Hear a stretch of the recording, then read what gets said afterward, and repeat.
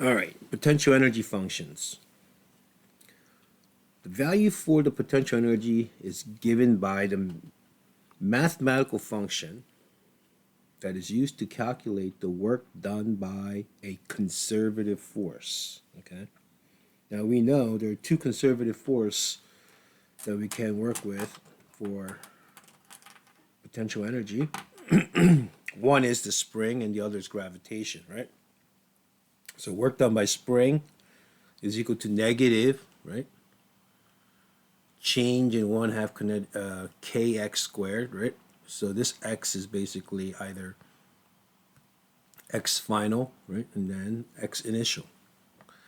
Now, potential energy is a negative of that negative, therefore it becomes a positive 1/2 kx squared. And you know what this function is? It's a quadratic function, so we should have parabola, right? And if we were to graph this potential energy versus position x, then we have this parabola with 1/2, right, kx squared. Now, if we were to look at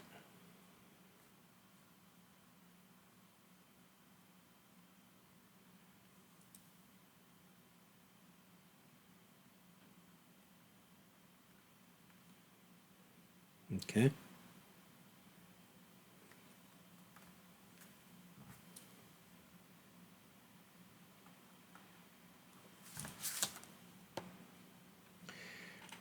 this, imagine a spring with a block attached to it, and it's oscillating back and forth, okay? So, let's say,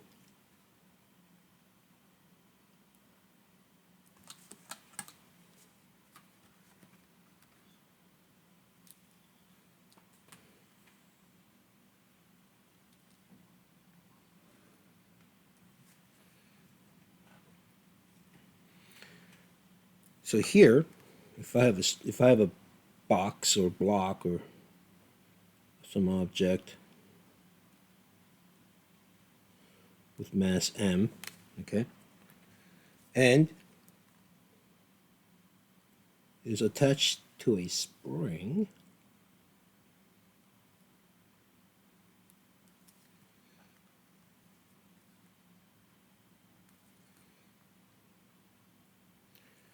and then let's say it's pulled out to a certain position here, okay? And we're going to consider this to be our frictionless surface, so we don't have any work done by non-conservative force.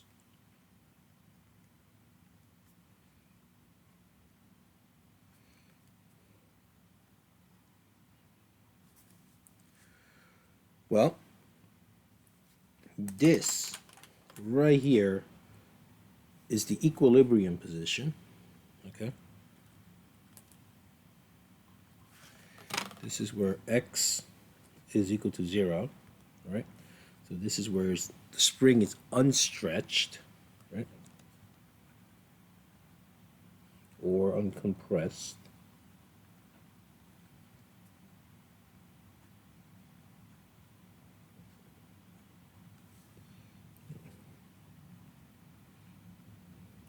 It's unstretched or uncompressed, okay? I mean, so at this location, this potential energy of the spring is equal to 0, okay?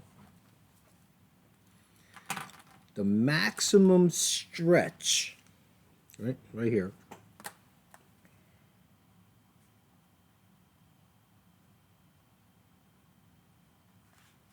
right, x max is equal to positive amplitude. This amplitude means the amount of maximum stretch or maximum compression from measured from the equilibrium point. Okay? So amplitude, right, is a maximum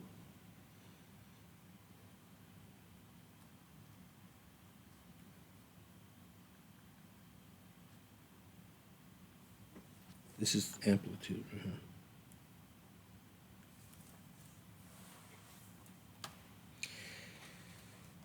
And this will be the negative side of the maximum compression. So negative x max, or otherwise the negative amplitude. Okay? And here would be the x equals 0. Okay?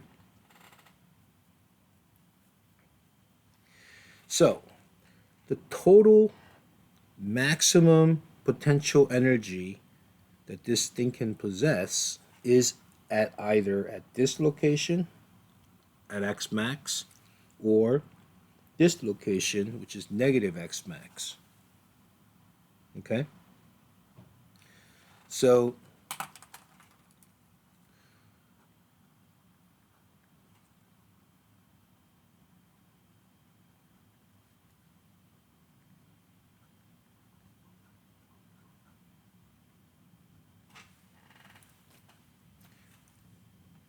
okay.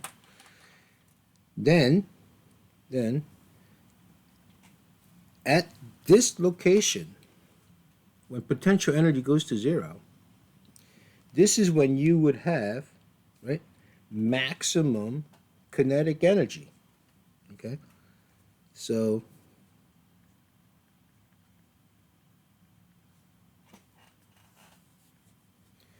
and that is equal to 1/2 mv max squared.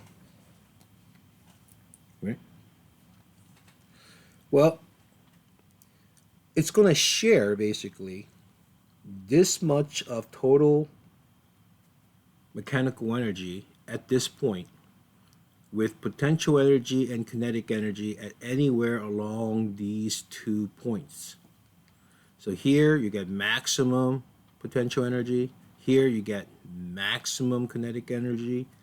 Anywhere between there, you're going to have some kinetic energy and mostly potential energy, right? Or mostly potential energy, some kinetic energy, or sometimes somewhere it's going to be half and half, right? Half kinetic energy, half potential energy, somewhere between these 2 points.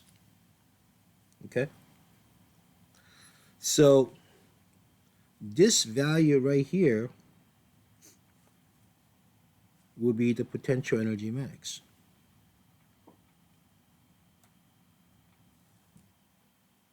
And that is equal to 1/2 Ka squared. Okay? Here will be the kinetic energy max at this point. Right? And we already know what that is. Right? This is 1/2 mv max squared. Here, again, is potential energy max. And again, even if you put negative A, right, for the x, when you square it, you're going to still get a positive value. Okay? All right. Now let's take a look at the gravitational potential energy. Okay? So when we have gravity, notice it's negative change in mgy, right? What changes and what remains constant? Well, mass doesn't change. Acceleration due to gravity doesn't change. Only thing that can change is the position y, right? So if you were to look at this and convert this into potential energy gravitation. Potential energy is negative work done by gravity. Therefore, negative of this negative mgy is going to be positive mgy. Okay? And notice this is constant, variable. So imagine if you have plus b, which is the y-intercept. This is then y equals mx plus b, which is the linear equation. And since my b is 0, right, and instead of x we have y, so we get potential energy as a function of y. Okay? So this u of y is equal to mgy. And y is the variable. So if we had, okay,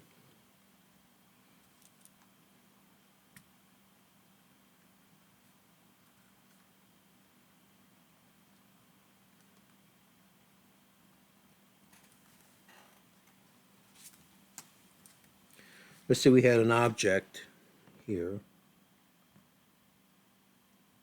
m, right, at y is equal to certain point h. Okay?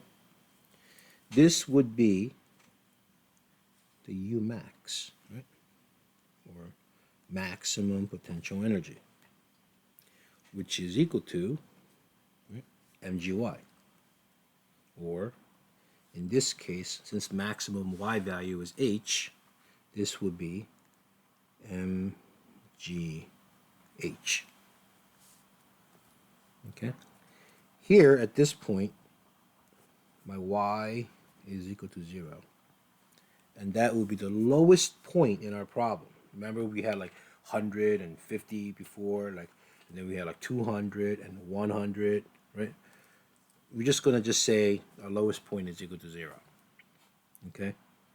So this would be the lowest point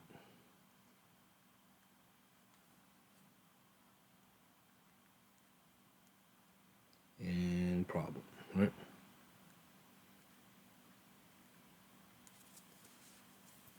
Then here,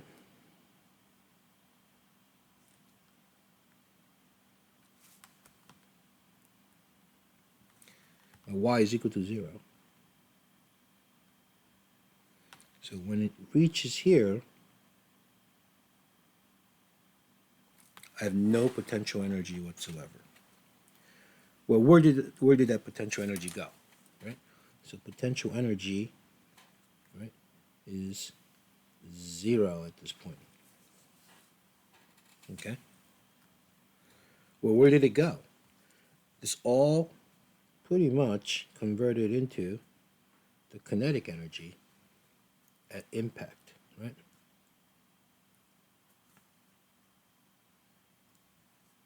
And this kinetic energy at impact is equal to the potential energy, right, max. Okay?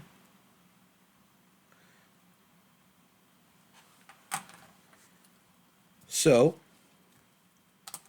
here would be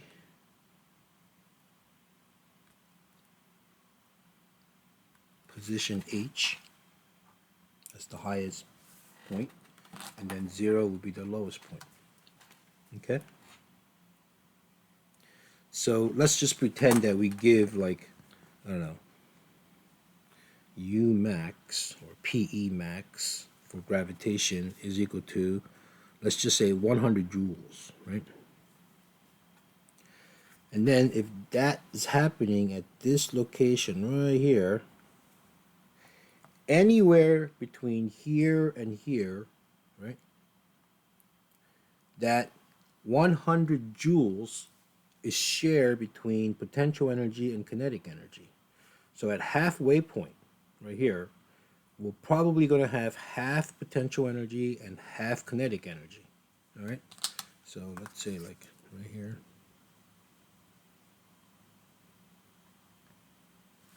So let's say this is like h over 2. At this point, we have 50-50 kinetic energy and 50 potential energy. Here, my potential energy goes to 0, but at this point, that potential energy converted into kinetic energy. Okay, so let's say this is like equal to like 100 joules. Here, right, potential energy is 0, but the kinetic energy is equal to 100 joules. Here, potential energy is 50, and kinetic energy is 50, right?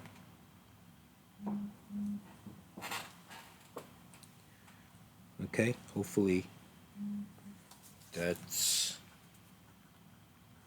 so this red is just the example, right? So this 100 joules is shared, right, between, right, kinetic energy and potential energy, right, as it falls.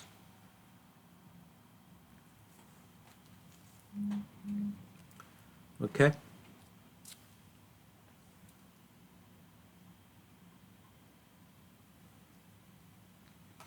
So if you want some kind of physical visualization,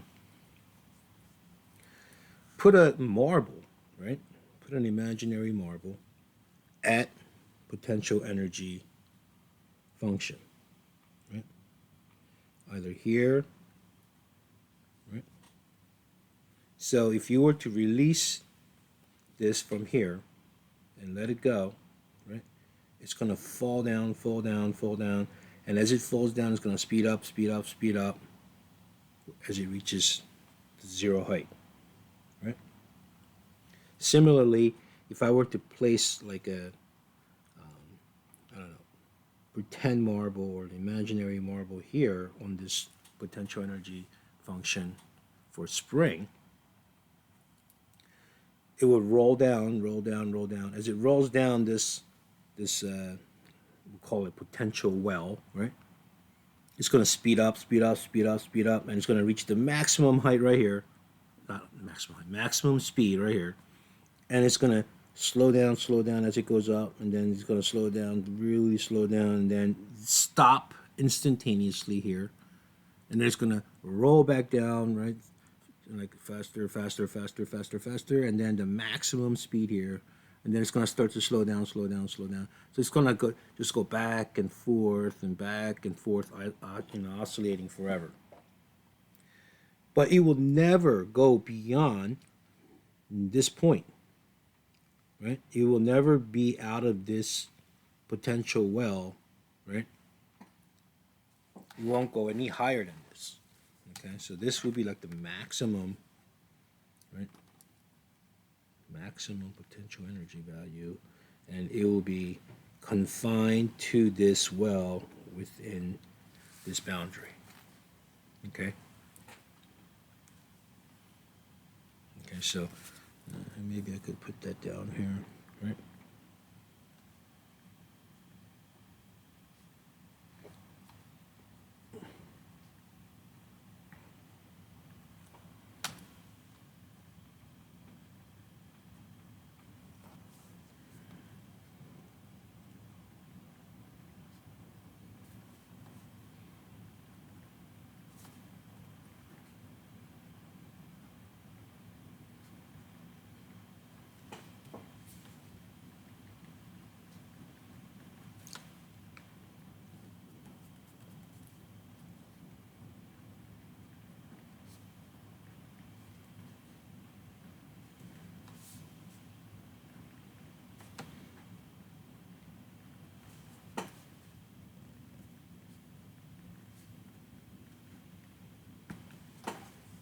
Okay.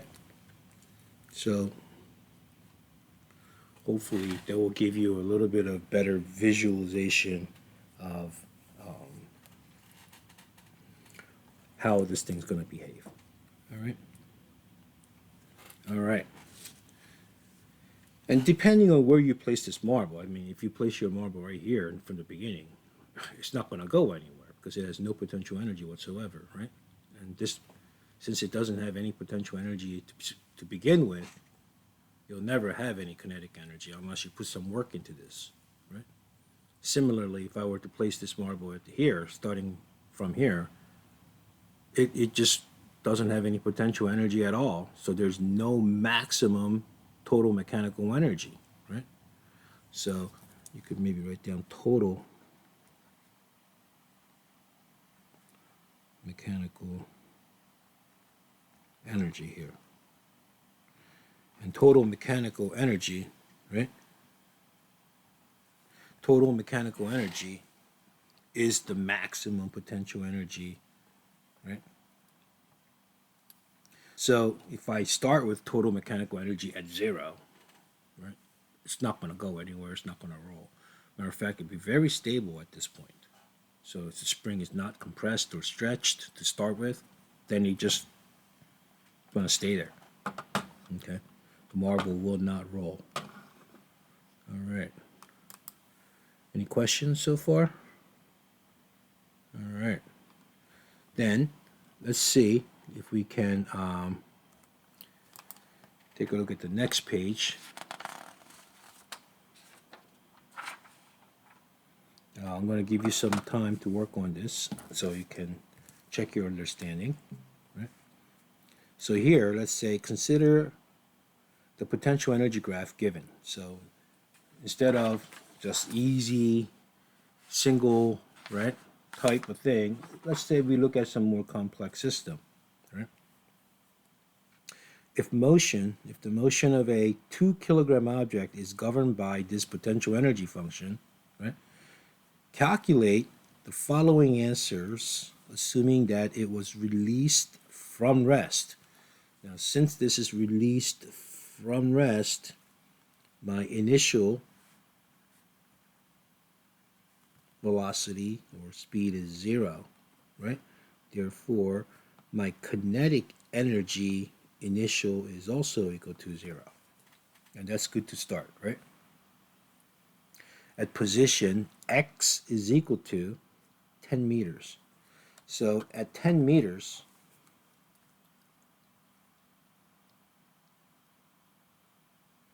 this is where it starts, okay? So imagine placing a pretend ball or imaginary marble right here, and at exactly at 10 meters position right here, this thing possesses positive 75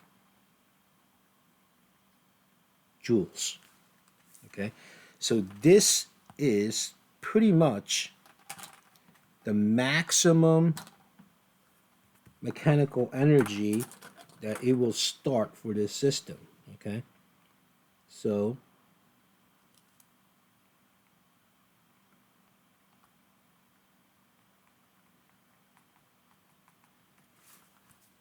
okay.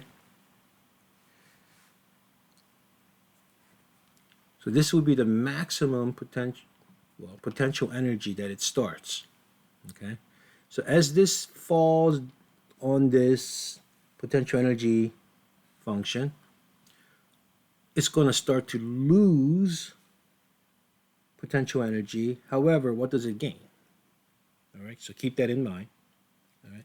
So we're going to actually let it move along this potential energy, right? See what happens right here, right? And so on, right here. Now, when it's all the way down to here, it has kinetic energy. It converted everything from here, which is potential energy, to kinetic energy at this point, okay? Now it's going to actually start to climb back up, all right? So let me see if you guys can answer this. I'll give you about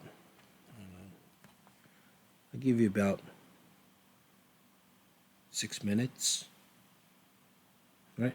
And let's see if you can answer this. I'll pause the recording. All right, let's go over this.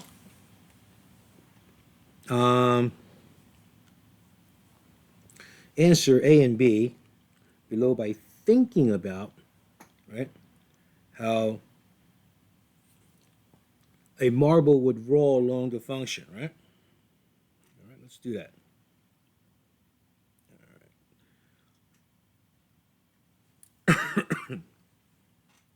Well, I think we were talking about this. As it will the object move left or right? Well, that depends on where it is, right? Um, if we were to start at this point, it would definitely move to the right as it speeds up, okay? Because we are looking at this point as our starting point. So,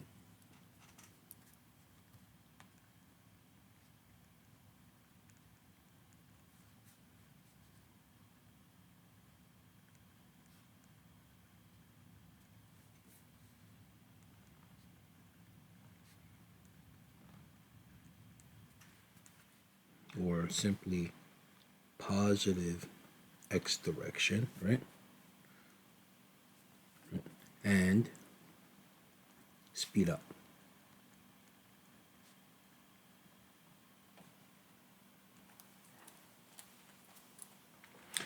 So, what about at B? At what position will it have its maximum speed? Well, it looks like it has the lowest potential energy at this location.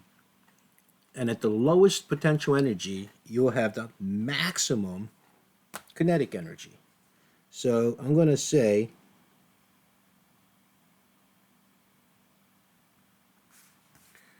I don't know, that's a little more than 35, right?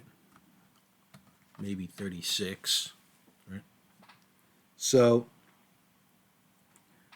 maximum speed, right?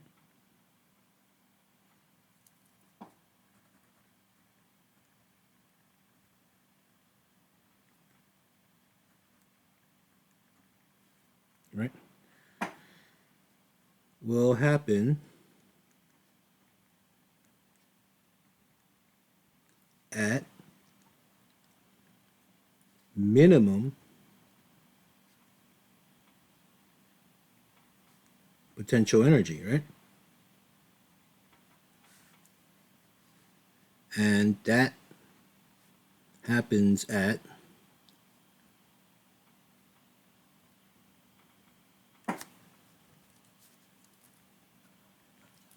right when x is equal to 36 meters. I mean, I'm being very precise here, right? Because, well, we know why, right? At minimum potential energy, right, you'll get the maximum kinetic energy, right? At minimum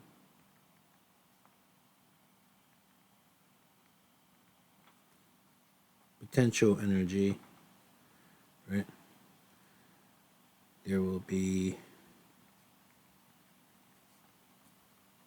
maximum kinetic energy.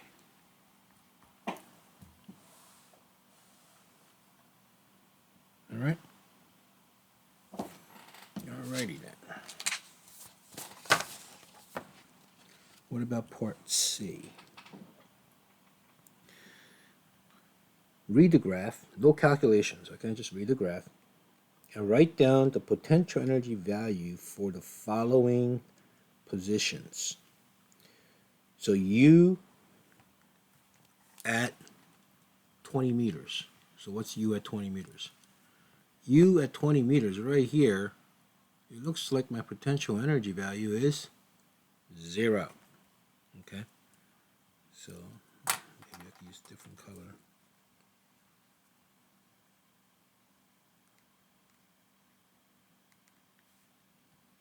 Okay, so this is right here.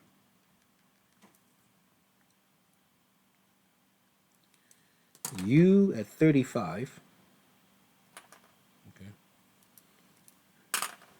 U at 35, okay, I could see now, okay.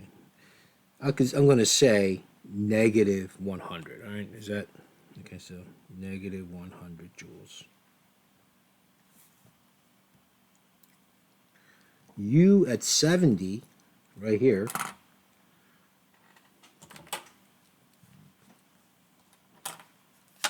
so here will be the green, right? And then I'm going to make this one purple.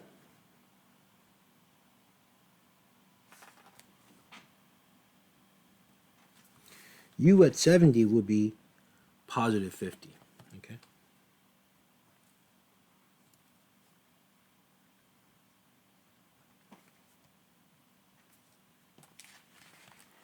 Now it's asking us to calculate,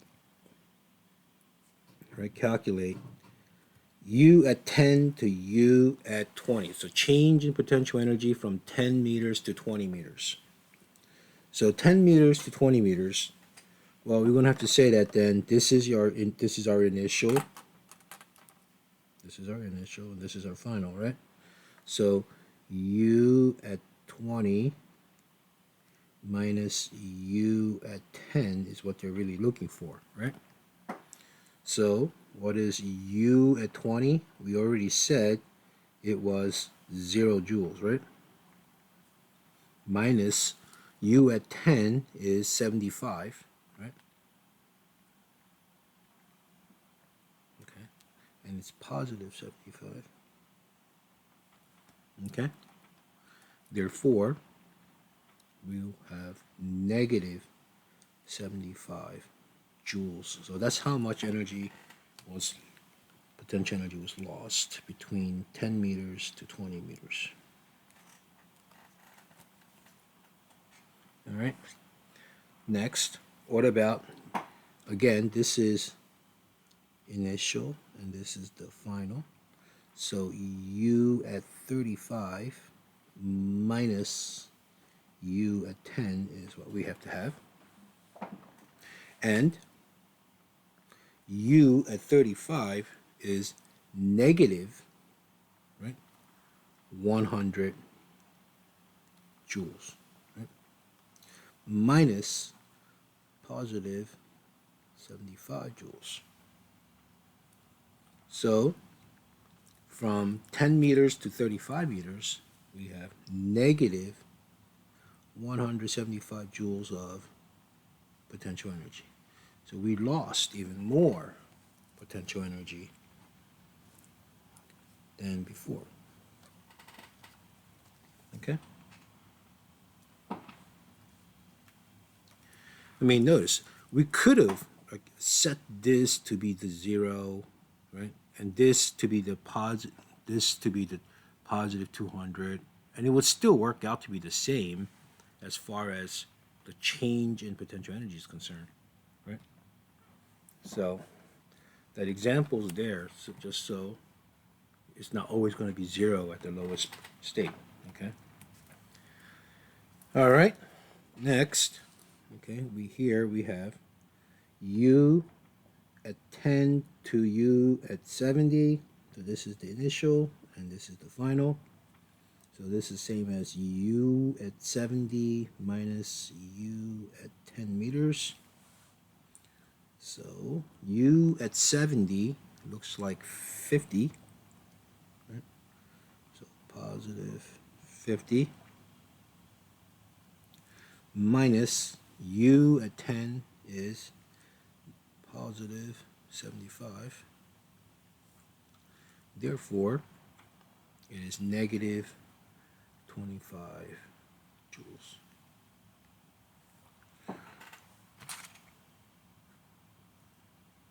So since it lost 25 joules, it pretty much gained this much 25 joules in kinetic energy at 70 meters. So this thing should be continuously moving, right, at that point. because it has kinetic energy. All right. Therefore, if you were to take a look at part E, what kinetic energy would the object have at x equals 70? Well, the kinetic energy that it possesses is amount of potential energy lost. And amount of potential energy lost is 25 joules. That negative means it lost. Therefore, since the kinetic energy is equal to, right, 25 joules, right,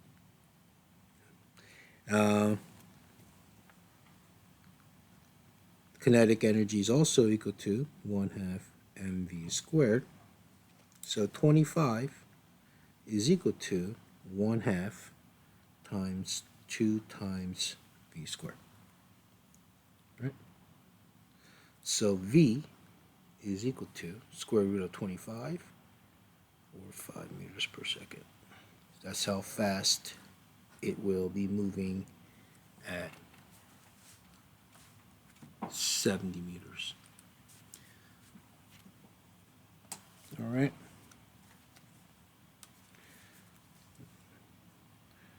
All right.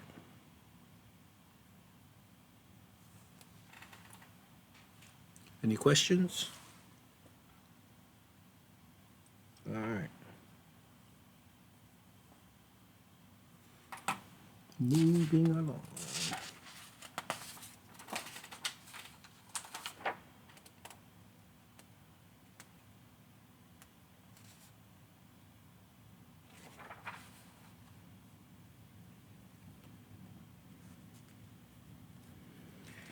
All right.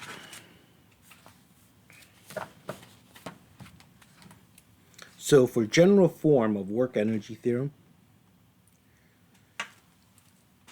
this is from last chapter. The net work itself is equal to change in kinetic energy, right? Well, we know the net work is broken up into work done by the conservative force and work done by the non-conservative force. Well, we know that work done by conservative force is negative change in potential energy, right? Or simply change in potential energy is equal to negative work done by the conservative force. Okay? So if we replace this with negative delta U, we get this. Then we can bring this to the other side of the equal sign, and that becomes positive. Therefore, work done by non-conservative force is equal to, right, change in kinetic energy plus change in potential energy. Okay? So, this total mechanical energy at any instance is always going to be this much. Okay? The work done by the non-conservative force is pretty much work done by friction, right? So we already know that this one is basically work done by either spring, right, or gravity, right? Right? Or maybe I should say and or, because you could have both. Because if you have a spring that's hanging vertically, we have both potential energy gravitation as well as potential energy of spring. All right? So here, work done by non-conservative force, right, which is, I guess,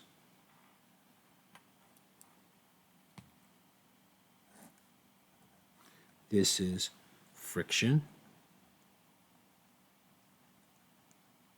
right, and or, right, apply force.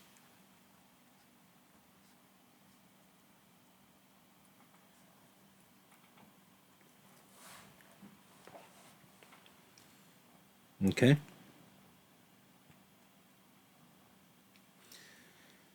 All right.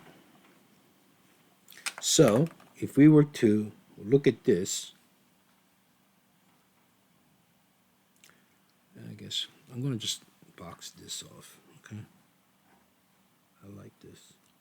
I mean, this is fine too, but I think this is easier to look at, okay? If we were to look at this and break that up into more, we say work done by non-conservative force is equal to basically work done by friction and or work done by applied force, right? So either push or pull. So we can say work done by friction, right, plus work done by applied force, right, is equal to, right, change in kinetic energy plus change in potential energy, gravitation, or any potential energy really, or spring. So if I separate that, I could say change in potential energy of the spring plus change in potential energy, gravitation. Okay? So we know work done by friction here, this is equal to F friction dot, right, delta X.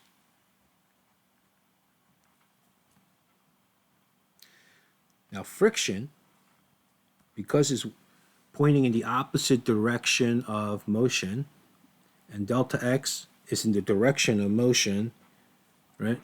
Therefore, we're going to have cosine of 180 involved in this, John. Okay? So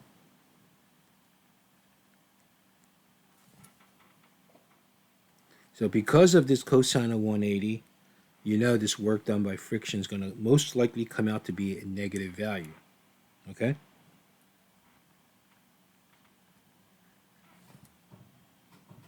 However, work applied, this can be depending on which way the force is being applied. This force, the force push or force applied, can be in same direction as friction to even slow it down even more. Or it could be fighting friction and push towards the direction of motion. So we really don't know. So this force applied, right, can be any direction, really. Right? So this can be positive or negative, right? This could be cosine of 0 or cosine of 180. So we don't know, right? So, or it could be anywhere between that. It doesn't always have to be applied in the x direction or negative x direction. It could be applied in between, right? 0 and 180 degrees. It could be applied this way, this way, this way, this way, this way. So this force applied is a wild card. We don't know which way it's going to be, right? So, or, right, any angle between 0 degrees to 180 degrees. So we really don't know. So it could be positive or negative or even 0, right?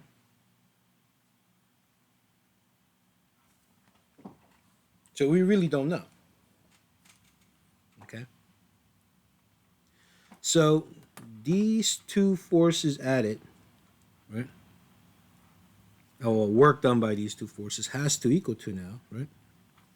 Change in kinetic energy is kinetic energy final minus the kinetic energy initial, which is basically 1/2 mv final squared minus 1/2 mv initial squared. And this right here is potential energy spring final minus the potential energy spring initial, plus the gravitational potential energy final minus the potential energy gravitational initial. So we already know what this is. This is plus 1/2 kx final squared. This minus 1/2 kx initial squared plus mgy final minus mgy initial. All right? So if you want to put this whole thing together, right? This right here becomes, ready? Oh my God, here we go. Friction dot delta x plus F applied dot delta x, or you could say delta R or whatever, right, is equal to, right, 1/2 mv final squared minus 1/2 mv initial squared plus 1/2 kx final squared minus 1/2 kx initial squared plus mgy final minus mgy initial. This is the mother of all conservation of energy equation. This does not mean it must have every one of these single components.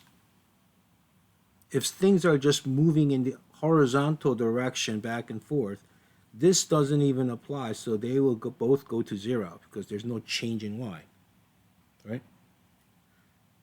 If there's no spring involved, and if you just have something moving across the floor, right, this doesn't apply, this doesn't get applied, but only these two remain with this, right? If something is moving vertically without any spring, then these four things get applied, but spring just goes away. Okay? So depending on the given situation, if you know this equation, certain things will remain, certain things will go. Sometimes they will all remain, right? If something is moving with a spring vertically up and down like this, all these are in play, right? But depending on where you set your 0, right, some parts will go to 0, right? Some parts will remain, right? Some parts will go to 0, or some parts will go to 0, whatever.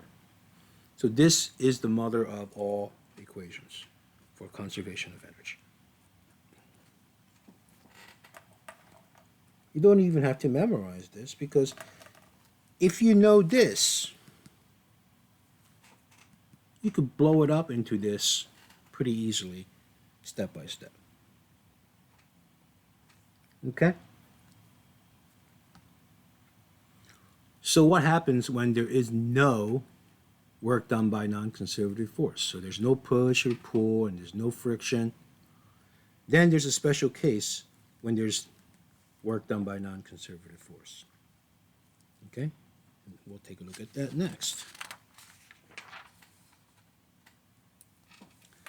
Special case. When there's no work done by non-conservative force, right, this goes to 0. That means change in kinetic energy plus the change in potential energies will be 0. Right? I don't like it this way, actually. From here, what I'm going to do is, I'm going to say, and never mind all this, right? I'm going to say this 0 is equal to, right, kinetic energy final minus the kinetic energy initial plus the potential energy of spring final minus the potential energy of spring initial plus potential energy gravitation final minus the potential energy gravitation initial. And if you were to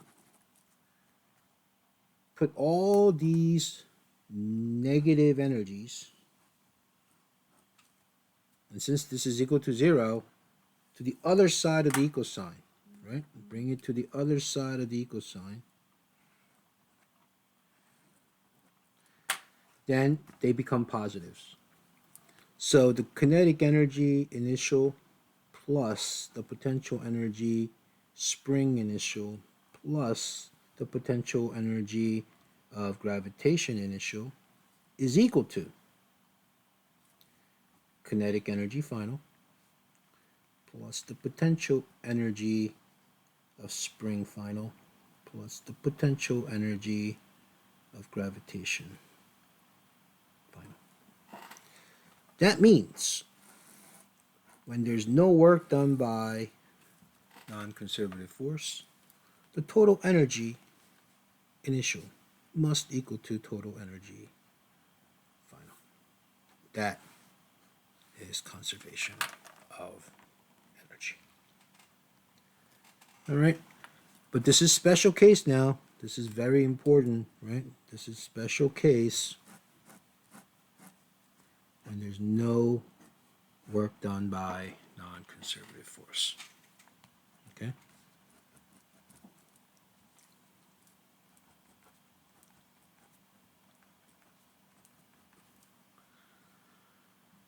All right.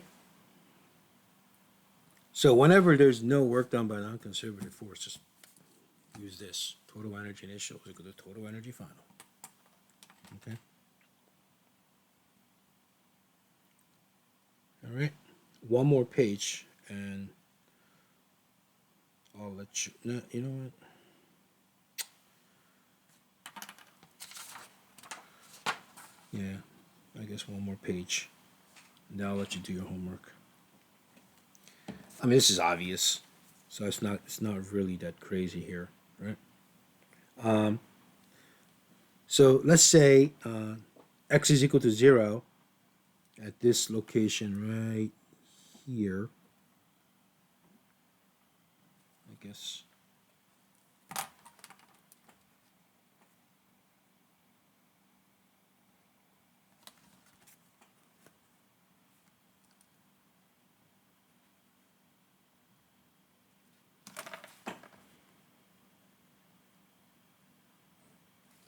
Okay, so let's say it's coming from way back here, and it's actually like going back and forth like so. It's like this is the equilibrium position, right? So this is the equilibrium position, and this is like it's coming from way back here, and then it's like coming out like this, and then like right, and then it's going back out like that, beyond this, and then like coming back. All right. So the V max happens at this point right here. Okay. At this x equals 0. So you could think about V max, okay, happens right here.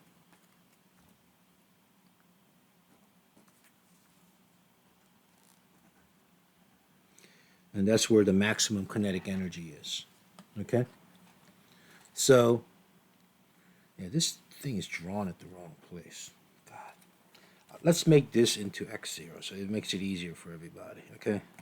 So this here is the equilibrium position. I think that would make everybody more happy. All right, so this is my x0. Okay, so this V max happens at this. That means at this location, right, I have 100% kinetic energy here and 0% potential energy. Okay, so this right here at 100% kinetic energy is when we have 1/2 mv max squared is what we have. Okay, and here we have, I guess, I don't know if this is like half than this. So I guess the halfway would be like somewhere around here would be the halfway, right? So it's not even like reaching halfway. So I'm just going to estimate, right? Like 30% potential energy, right? And then 70% kinetic energy. Here, at maximum compression, I have 0% kinetic energy, right? And 100% potential energy. And at this point, I have 1/2 Ka squared. That's the amplitude, right? That's the amplitude. So amplitude is from, right, here to here is my amplitude.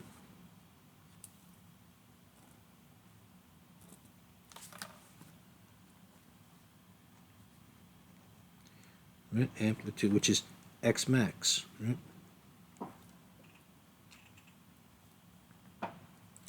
And then as it comes back out again, right?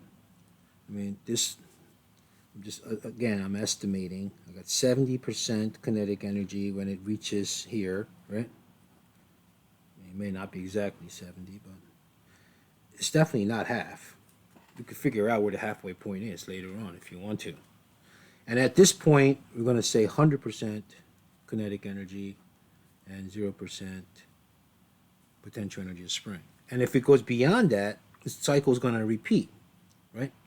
So like when you go to the negative side, you're going to get 70% of kinetic energy, right? And then 30% potential energy here. And then all the way to the other side, you're going to get, right, 0% kinetic energy, 100% potential energy, and so on, back and forth. Okay? So, if you were to sort of represent this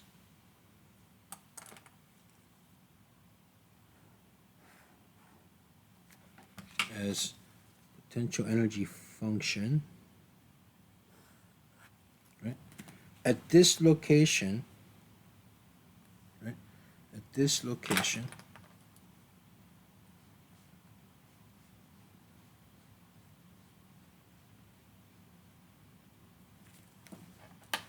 this is where my x is equal to my amplitude, right? So here's my x, and here's my u of x, right? And here, my x is equal to amplitude at this point, okay? And then, I don't know, I guess this will be the Vmax going the other way, right? So Vmax, okay? So potential energy at this point is 0, okay? And then this would be like so. And at this point is my maximum potential energy, okay? So here is my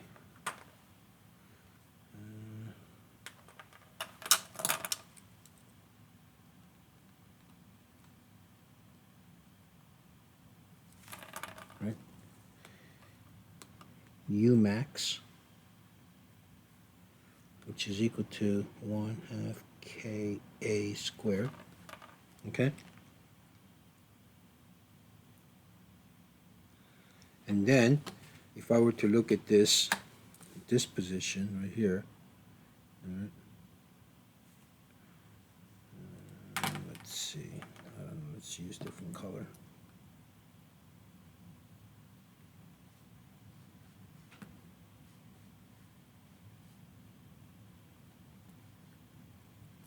Right. I don't know if that's exactly like halfway point, okay? but I'm going to say, like, let's pretend it is, okay? Where this is like x is equal to like 1/2 a, right? Or a over 2, okay? So where is, what's happening at when there's 50%, let's say, of 50/50, where does that happen? Not at this point, okay? Not at this point. Let's find out where that happens. And let's say there's no work done by non-conservative force. So work done by non-conservative force is equal to 0. In that case, we can say, right, total energy initial is equal to total energy final. Right? Initially, I can have kinetic energy initial plus the potential energy initial is equal to kinetic energy final plus the potential energy final. Okay? So if I were to take a look at where does it happen? Well, here, potential energy initial is, let's say I'm looking at it, this location right here is my maximum. So kinetic energy goes to 0 at that point.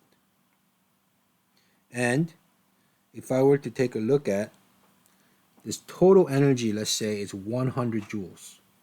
Okay, let's say this here is, let's say, 100 joules of total energy that I start with at this location, right? So that can be just plugged in as that. And I want to know, right, where this thing will happen at 50 joules, right? So if I were to substitute, okay,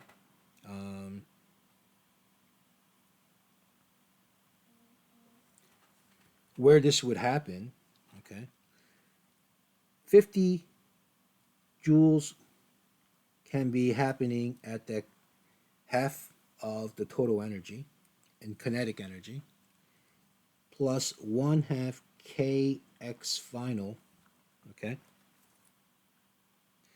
So if we were to look at 1/2 k a squared is equal to, right? You can substitute this 50 with 1/2 k x, whatever that point is, squared, right? Plus 1/2 of total, okay?